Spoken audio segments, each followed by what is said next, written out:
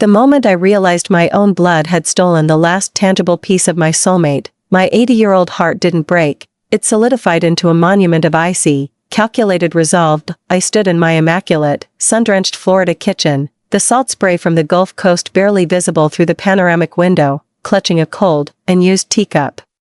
It was Arthur's cup, the one he insisted on drinking his morning Earl Grey from for 52 years, even though the handle had long been expertly mended with gold lacquer. Our own little bit of kintsugi after I'd accidentally dropped it 3 decades ago. It's done, Mother.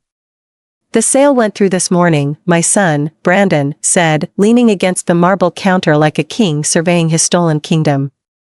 His voice was flat, devoid of the slightest tremor of regret, a sound that sliced through the quiet morning air sharper than any knife. I tried to speak, but the words caught, a thick, metallic taste filling my mouth, the unmistakable flavor of utter betrayal. 3 months. It had only been 3 months since we laid Arthur to rest under the moss-draped oaks of the old cemetery, and Brandon, my only child, my flesh and blood, had already executed the most profound violation. You sold your father's ring? I finally managed, the question less a query and more a statement of agonizing fact. My hands, still steady from decades of managing a highly successful bespoke jewelry boutique before retirement, trembled violently around Arthur's teacup. It wasn't just any ring. It was Arthur's one-of-a-kind, hand-engraved platinum signet ring, the piece he'd inherited from his own grandfather, the one that bore the family crest and that he had only taken off once, the night of our wedding, to slide the new band onto my finger. It was the only tangible link I had left to the man who was the very air I breathed. I wore it now, suspended on the delicate chain around my neck, hidden beneath my silk blouse. Brandon's wife, Tiffany, who was busy scrolling through designer luggage on her tablet, didn't even bother to look up. Her dismissive tone was a familiar, toxic varnish over their actions. Oh, come on, Eleanor. It's just metal. We needed the capital for the down payment on the St. Bart's Villa rental. You know how competitive the summer market is. Just metal. Arthur had polished that crest every single night, telling me stories of his lineage, of the values, integrity, honor, and loyalty it represented. Now, it was reduced to mere capital for a frivolous, self-indulgent escapade. Which consignment house? I asked, my voice dangerously low, the storm brewing not in my throat, but deep in my core. Brandon sighed, as if my grief and my question were an unbearable inconvenience. Ethelred's Vintage Collectibles on South 5th. We got $7,000 for it. It was so old, honestly, it was a miracle we got that much. Think of the condition, Mother. $7,000 for a unique heirloom valued at least $20,000. The disrespect, the sheer audacity of the theft, was blinding. Arthur had spent his life building a legacy of ethical business and fierce family protection. And his son, the heir to that name, had liquidated the symbol of that legacy for less than half its worth. Don't tell me what Arthur would want, Tiffany, I thought, the venom too potent to release. But I remembered Arthur's final counsel to me, patience, my jewel. Never let them see your hand. They were rushing to leave for the airport. Tiffany finally snapped her tablet shut and offered me a saccharine, patronizing smile. You know, Eleanor, you really need to try and move on. Clinging to the past isn't healthy. You should see a specialist about this, hoarding of grief. The term, hoarding of grief, was an electric shock, a deliberate cruelty. They didn't just want the money, they wanted to delegitimize my pain, to make me seem fragile, lost, and incapable. The door clicked shut, the sound echoing the finality of their monstrous act. I was left alone, surrounded by the suffocating silence that had been my unwanted companion since Arthur's final breath. But they had miscalculated. They saw a frail, 80-year-old widow.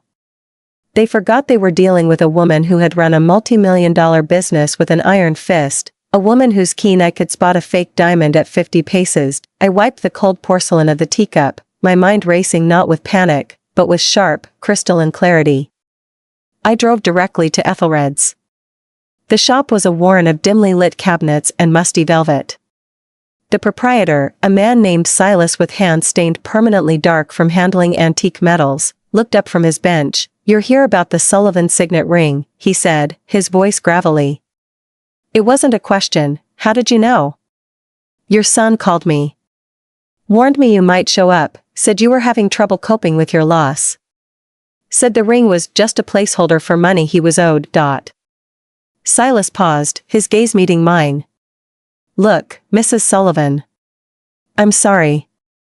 I gave him the best price I could, but it was already sold. A gentleman came in this morning, paid cash. Said he collected unique estate pieces. My breath hitched. Gone. The last piece of Arthur. Swallowed by a stranger's collection because my son needed a villa. But then Silas leaned forward, lowering his voice conspiratorially. There was something odd, though. When I went to clean the inside band, I found it. A jeweler's trick. He slid a small, aged leather pouch across the counter. We found this hidden inside the hollowed compartment of the crest. My hand shook as I opened the pouch. Inside was a tiny, rolled-up piece of vellum. Arthur's familiar, elegant script filled the aged paper, Eleanor's constellation. Below the phrase were lines of coordinates, a bewildering mix of numbers and letters. GC45N R81W071857AET39, recognize the numbers? Silas asked. I shook my head, but the numbers resonated deep inside me. Arthur had been an amateur astronomer, obsessed with charting the stars from our seaside observatory. Constellation, the buyer, I asked, looking up, the grief momentarily eclipsed by a chilling, new curiosity. Did he know about the compartment? Silas looked uneasy. He didn't mention it. But he did specifically ask about any recently acquired Sullivan pieces. Said he was a collector of legacy pieces from Palm Beach estates. Someone wasn't just collecting, someone was hunting for this specific ring. I left the shop with the coordinates burning in my palm. That night, I sat at Arthur's roll-top desk, the scent of his old pipe tobacco still clinging to the worn leather. The code from the ring stared up at me, GC45N R81W071857AET39. I knew the first part, GC45N R81W, was a set of geological coordinates. I quickly cross-referenced them with Arthur's old coastal charts.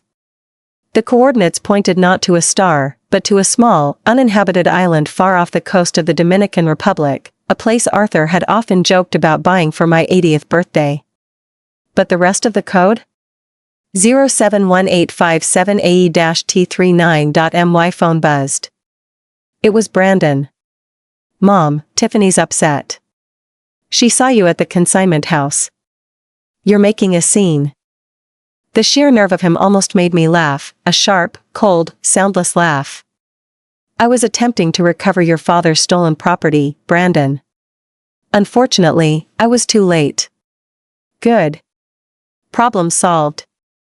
Now, about that ring. You didn't find anything inside it, did you? His voice was too casual, too quick, just some old paper. Probably nothing important, I lied smoothly, the lie feeling like the first step in a very long, strategic war. Maybe I should come over, Mother. Help you sort through the papers.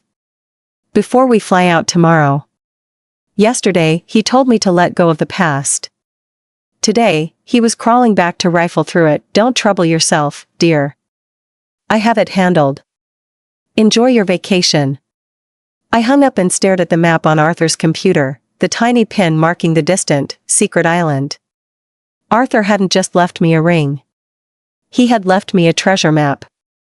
But what was the treasure, and why was someone else looking for it? I knew that Brandon's sudden interest in my old papers was not about familial support. It was about the sickening realization that he might have inadvertently sold the key to something far more valuable than the ring itself. His panic was palpable, even across the wired. I returned to the coordinates, 071857AET39. I dismissed the geographical part and focused on the seemingly random alphanumeric string. Arthur, the man who meticulously tracked every star in his telescope, was a creature of systems, of logic. He thought in patterns. I pulled out my laptop and began my methodical, decades-long search through Arthur's financial life. Arthur was financially conservative, municipal bonds, a modest retirement portfolio, a few blue-chip stocks. Nothing that screamed offshore secret, but I had missed something elementary. 071857. That was the date we first met, July 18, 1957, July 18, 1957, at a gala in New York. I tried it as a password for his rarely used cloud storage. Denied. Then I remembered Arthur's peculiar way of documenting certain dates. He never wrote the date of an event, but the age of the person on that date. On July 18, 1957 I was 22 years old. I tried a sequence based on our ages, a romantic, nonsensical password that only we would share. Denied. I moved to the letters, AET39. Arthur Eleanor. Our initials. Simple, beautiful. But what about T39? I racked my brain, thinking of old addresses, forgotten bank codes, the names of our childhood pets. Nothing. Finally, I started looking for banking systems that used complex client codes rather than simple account numbers. The search took 4 grueling hours, forcing my mind to perform mental acrobatics it hadn't attempted since my days closing multi-million-dollar deals. I found it, Ethelred Capital Management, a discreet, highly exclusive investment firm based in Zurich, Switzerland, specializing in generational wealth preservation. Their website was minimal, requiring only a client ID and a multi-factor authorization password. With a heart hammering against my ribs, I tried the code again in the client ID field, GC45N-R81W071857AET39. A green notification flashed. Client ID validated. Now, the password. It had to be something intimate, something that was an absolute truth to Arthur and me. I tried the date we first met again, using Arthur's typical 6-digit format. 071857. Access granted. The screen that materialized before me was a shock that hit me harder than the news of the ring's sale. My vision blurred as I stared at the balance line. Current account balance, $4,582,311.98. Arthur had hidden nearly $4.6 million from me for our entire marriage. Every time we had debated the purchase of a new car, every coupon I had clipped, every slightly worn cashmere sweater I had painstakingly repaired instead of replacing, all of it while Arthur had a secret fortune sitting in an untouchable, offshore vault. The rage that had subsided slightly with the discovery of the coordinates flared back into a white-hot inferno. Why? How could a man who professed to love me, to share everything with me, have kept such a monumental secret? Was our life, our 52 years, a lie? But the accountant in me, the part of my brain that always demanded data and facts, took over. I clicked on the account transaction history. The first deposit was dated 1985, 15 years into our marriage. $15,000.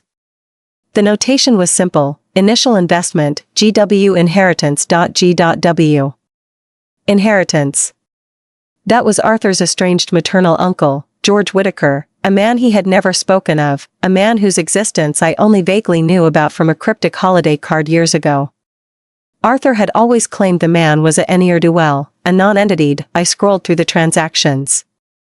The deposits were small at first, random amounts, $2,000 here, $300 there, but they were frequent, methodical, and always labeled with obscure codes: gilt trading, Zurich liquidation, minor real estate flipping. Then, around the year 2005, the amounts jumped dramatically.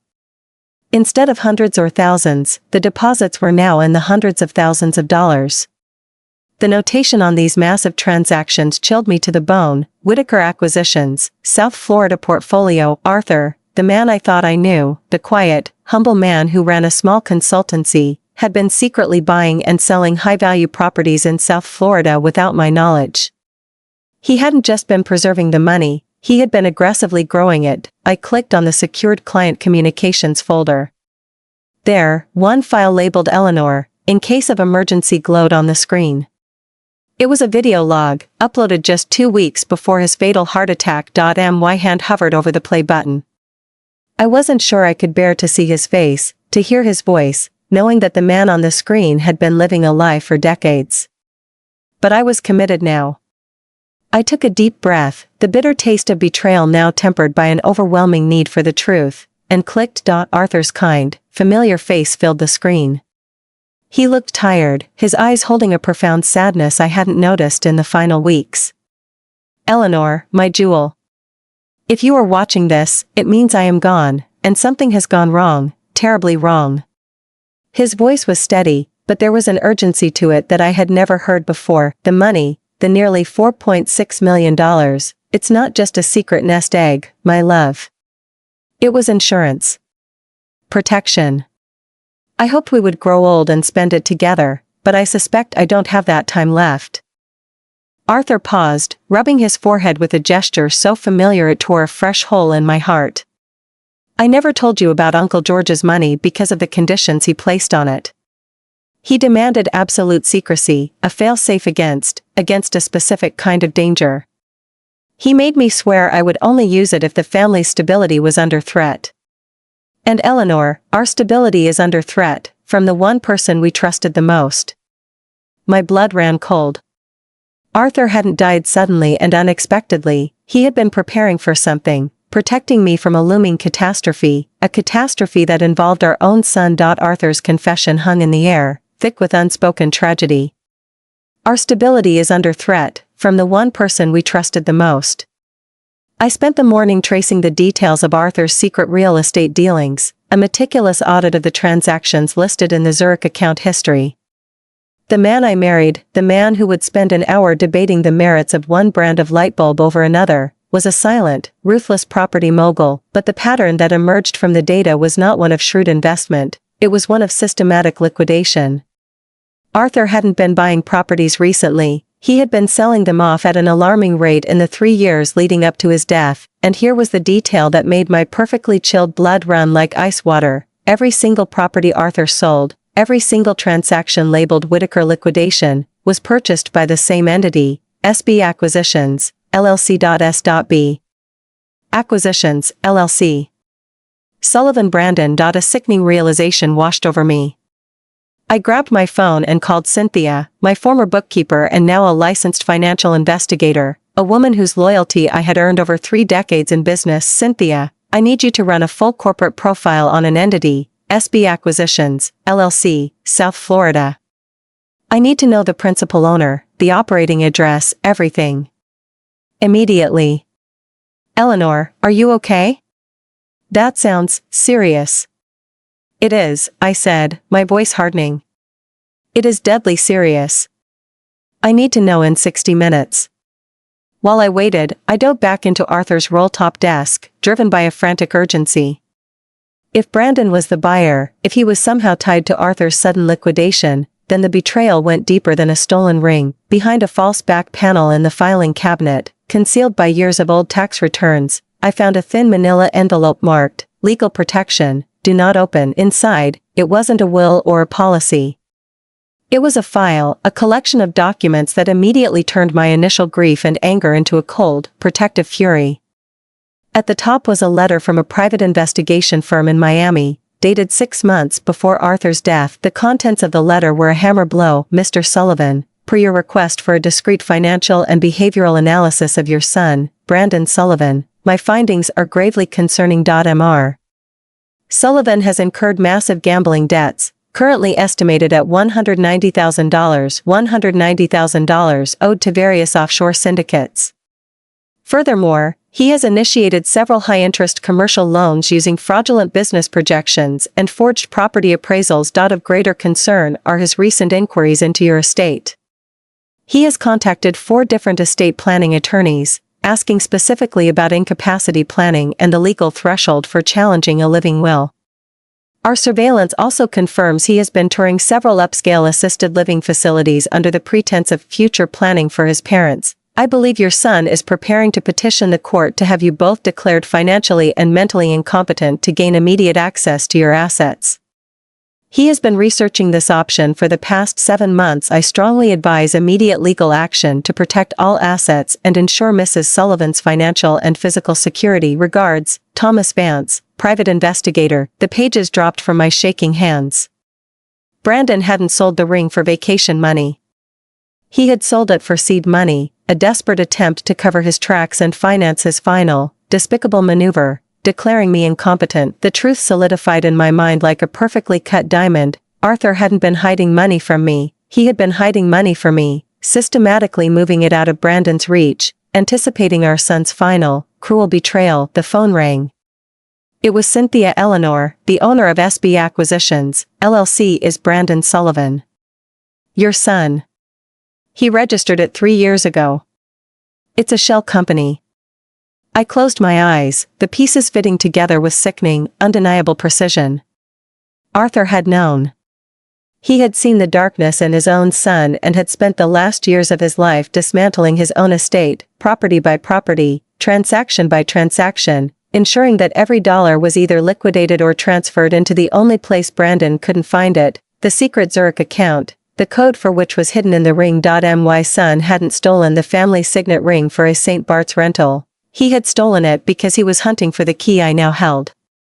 He knew the ring contained a secret, and he likely needed whatever was hidden inside to access the cash he thought Arthur had left vulnerable. A new sound jarred me. The low, familiar grinding of the garage door opening. Brandon and Tiffany were not supposed to be home until tomorrow. They had missed their flight. I quickly shoved the private investigator's report back into the hidden compartment and minimized the Zurich account on the screen. My heart was no longer breaking, it was pounding a war drum. Eleanor? We're home. We missed the flight due to an unexpected delay. Tiffany's overly cheerful voice rang through the house. I took a deep, centering breath, recalling Arthur's final counsel, patience, my jewel. Never let them see your hand. I walked out of the study and into the hallway. Brandon and Tiffany stood there, a strange, nervous energy radiating off them. Tiffany immediately scanned my face, searching for signs of distress or mental decline. In the study, "Dear," I called out, my voice calm, almost placid. They appeared at the doorway a moment later. Brandon was holding a small, expensive-looking overnight bag, but his eyes were fixated on the desk, searching for the papers I'd mentioned earlier. "What are you doing, Mother?" Brandon asked, trying to sound solicitous, but the anxiety was barely concealed in his tone. "Just doing what you suggested, darling," I said, smiling faintly. "Sorting through your father's final papers. There's so much more than I ever realized." Tiffany stepped closer, her designer luggage forgotten. Her eyes were fixed on the still open laptop screen. "Did you find anything of value?" The question was not casual, it was a hungry demand. I decided it was time to drop a pin on the map, to let them know I was playing the game. "Actually, yes. I did. I found an old, minor investment portfolio your father never told me about. Nothing major. Just a few $1,000s he'd saved outside of the main accounts." The change in their expressions was instant and utterly damning. Brandon's jaw tightened, and Tiffany's carefully constructed mask of concern dissolved into pure, calculating greed. They exchanged a look, a silent, furious communication I didn't need a private investigator to decipher. The air in the study thickened into a heavy, volatile substance. My casual mention of a minor investment portfolio had achieved exactly what I intended, confirming their suspicion that the ring's secret led to money, but severely underestimating the amount. They looked like two hungry wolves circling a single, defenseless lamb. "An investment account?" Brandon asked, his voice now dangerously smooth, the false charm he used on business clients kicking in. "Mother, why didn't you tell me? I'm excellent with financial documents. I can look at the paperwork for you, free of charge." "I bet you are, you monstrous child." I thought, remembering the reports of his fraudulent loan applications and skyrocketing gambling debts. "That's exceptionally kind, Brandon, but unnecessary. I've already contacted Mr. Vance's office, Thomas Vance, your father's old associate. He's going to help me sort through the particulars. He'll know how to handle these off-market accounts properly." I watched their faces. The mention of Thomas Vance was a strategic bomb.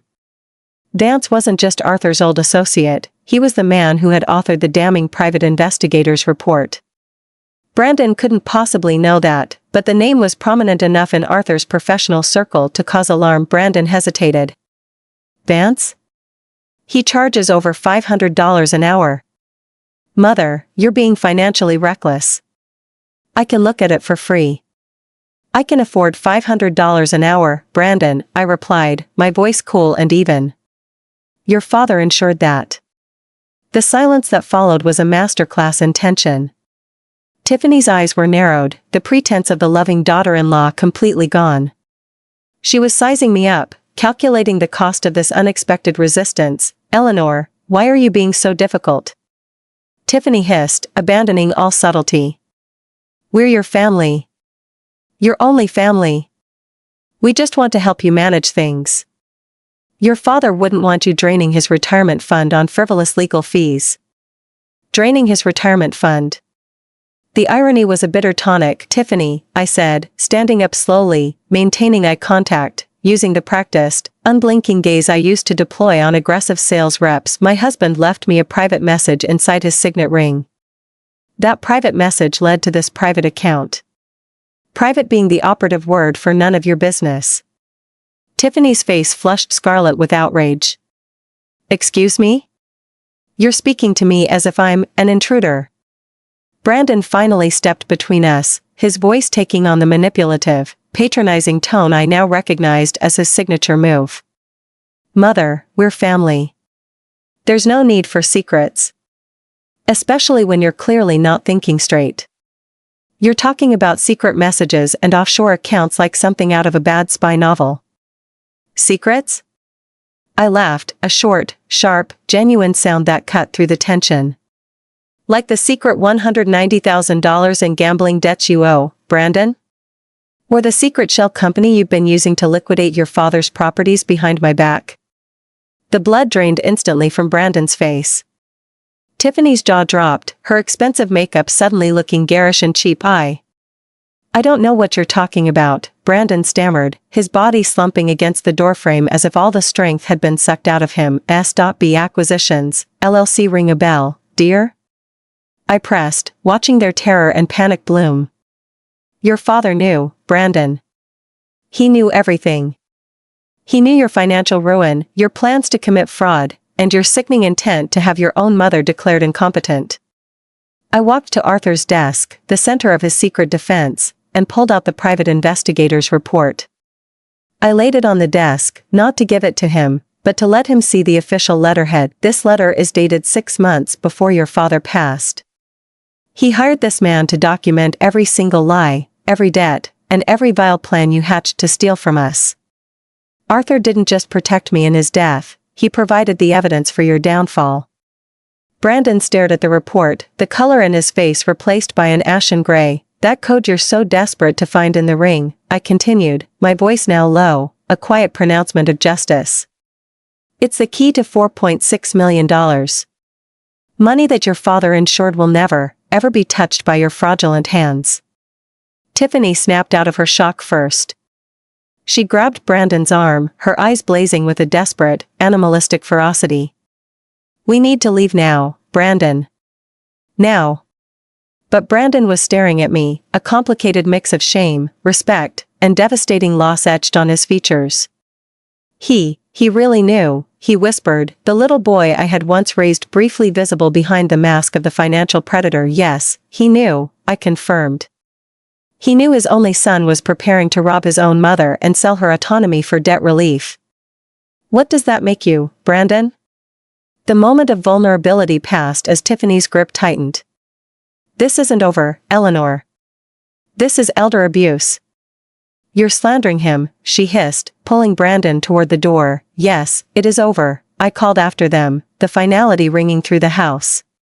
It has been over since the day you decided that your mother's vulnerability was worth more than her life. The front door slammed, the noise of thunderclap of final severance. I sat back down in Arthur's chair, the private investigator's report the only witness to the devastation. My heart still ached for the son I had lost, but the overwhelming feeling was one of profound gratitude for the man who loved me enough to protect me from the most unimaginable catastrophe. 2 days after the dramatic confrontation, the doorbell chimed precisely at 9 o'clock in the morning. Through the peephole, I saw a woman in a sharp, expensive power suit, flanked by a young man holding a mahogany briefcase, the standard corporate intimidation tactic. Mrs. Sullivan, I am Julia Thorne from Thorne, Whitman, and Associates. This is my colleague, Mr. Chen. We represent your son, Brandon, regarding some pressing family legal matters. family legal matters. That was the sanitized phrase for attempted elder fraud. I opened the door only partially, blocking the entrance. What can I do for you, Miss Thorne? Julia Thorne smiled, a professionally perfected expression of practiced sympathy that probably cost her clients $700 an hour. Mrs. Sullivan, your son is concerned about your well-being. He's asked us to discuss some options beneficial for everyone. Specifically, regarding the management of your late husband's newly discovered financial accounts. Mr. Chin stepped forward, pulling a sleek tablet from his briefcase. We understand you may have stumbled upon some complex, unconventional offshore assets. While we are certain Mr. Sullivan had the best intentions, managing intricate, international investments can be overwhelming, especially during the emotional process of grief. Overwhelming. As if I hadn't spent 40 years managing a highly leveraged business, dealing with international suppliers and high-stakes market volatility, I appreciate the concern, but I assure you, I am perfectly capable of managing my own affairs, I stated calmly. Julia's smile didn't waver, but her eyes hardened slightly. Of course. But for your own protection, Mrs. Sullivan, consider this, Brandon could help shoulder that temporary burden. We've drafted a standard, temporary financial power of attorney document. It grants Brandon financial oversight, just until you've had sufficient time to properly grieve and stabilize. There it was. The exact, premeditated move Arthur's investigator had warned me about, and who determines, precisely, when my grieving period is officially over, Miss Thorne? I asked, arching an eyebrow. Mr. Chen exchanged a glance with Julia. That would be at your discretion. Naturally. Naturally, I repeated, stepping back and beginning to close the door. Then I believe we are done here. Julia's voice sharpened, cutting through the closing gap. Mrs. Sullivan. Your son is prepared to file an emergency petition for declaratory judgment with the court regarding your mental competency. He's concerned about the erratic decisions you've been making. What erratic decisions, Miss Thorne? Accessing offshore accounts, mentioning hidden messages and heirlooms, refusing professional counsel, and making serious allegations against your only son. To an outside observer, your actions might appear delusional. The threat was now delivered, crystal clear: sign over power of attorney voluntarily, or face a humiliating, public battle to have my own sanity challenged. You know what's interesting about threats, Miss Thorne? I asked, leaning against the sturdy oak doorframe. They only work if the person you're threatening doesn't have better lawyers than you do. Julia's mask finally cracked. I beg your pardon? I said, you can tell my son that his plan has failed. Arthur didn't just leave me money. He left me protection. And that protection is far more powerful than your temporary injunction. I closed the door in their stunned faces and immediately called the one number I knew would change the trajectory of this battle. Thomas Vance, the private investigator, answered on the second ring. Mr. Vance, this is Eleanor Sullivan, Frank's widow. I believe I need to activate your services. My son's lawyers just attempted to serve me. Mrs. Sullivan, Thomas replied, his voice calm and professional. I've been expecting your call. Arthur asked me 6 months ago to prepare a comprehensive legal defense package in case anyone, specifically, your son, tried to challenge your competency or your right to his assets. Everything is ready to go. 3 steps ahead. Arthur had always been 3 steps ahead, even in death. How ready, Mr. Vance? I asked, a genuine, powerful smile finally breaking through the tension. Mrs. Sullivan, by the time my legal team finishes presenting the evidence, the audio recordings of your son discussing your incapacitation, the financial trails of his $190,000 debt, the fraudulent loan applications, and the paper trail linking him to SB Acquisitions, LLC, your son will be lucky if he only faces a civil suit for elder abuse and attempted fraud. Arthur ensured there was overwhelming evidence. Then I suggest, Mr. Vance, I said, looking at the silent, empty spaces where Brandon and Tiffany had stood, it's time to make some phone calls. Let the games begin. I drove to Thomas Vance's sleek, high-rise office downtown. As I sat across from his gleaming mahogany desk, reviewing the defense package Arthur had commissioned, I understood the depth of my late husband's love and strategic genius. Your husband was beyond thorough, Mrs. Sullivan, Thomas said, spreading documents across the desk. Bank records showing the offshore syndicate debts, certified audio transcripts of Brandon and Tiffany discussing putting you into an expensive memory care facility to gain quick access to your properties, and even photographic evidence of Brandon meeting with the estate planning lawyers to discuss a challenge. Audio recordings? I whispered, a chill running down my spine. Thomas nodded grimly. Arthur suspected something for a long time. He legally had your house wired for sound a year ago. Every dismissive comment, every cruel joke, every calculation they made in your kitchen in the last 6 months is documented and authenticated. Thomas slid a final, sealed envelope across the desk, my name written on it in Arthur's elegant hand. There's more. Arthur left specific instructions about the disposition of the Zurich account once the legal challenge was underway. Inside was a letter, dated just 1 week before his death. My dearest Eleanor, if you are reading this, it means Brandon has finally shown his true colors, and you have discovered the account I have been building for 40 years. I am so profoundly sorry I couldn't tell you while I was alive, but I needed to protect it from him until the time was right. The money is not just an inheritance, it is justice.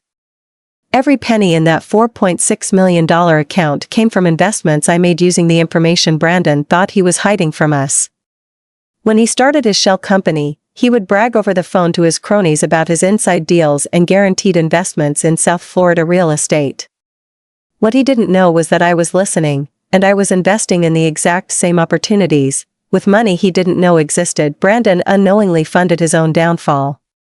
Every property he flipped, I bought 3 more in the same area through the Whitaker Acquisitions entity. Every stock tip he boasted about, I invested in using the original inheritance. The offshore account exists because I used Brandon's own greed against him.